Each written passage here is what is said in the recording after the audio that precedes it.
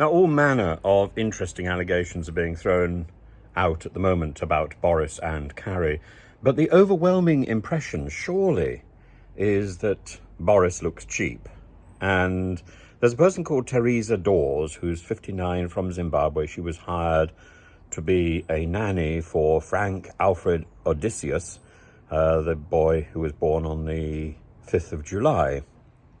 And apparently, after 3 days, Teresa Dawes didn't even get to hold the baby, but she did get to drink a glass of rosé, not particularly good rosé apparently, with Boris, and she got to tell Boris's wife how another family felt about her husband, Boris. Boris's wife, Carrie, didn't like that and felt that the relationship wasn't going to gel and fired her.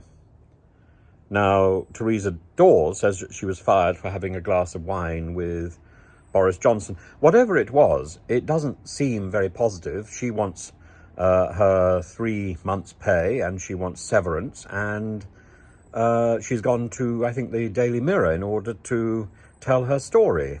And yeah, it all smacks of irregularity. It's not particularly nice, and Carrie says that she has told a false story from a position of trust, but at the same time, it all sort of rings true, doesn't it? Boris just comes across as cheap. And the fact that he's relying on the government to pay for his litigation and didn't have the honour to go back to his constituency, all of this, again, comes across as cheap. Cheap. It's like listening to the birds. And in this particular case, I don't feel that we should be feeding those birds.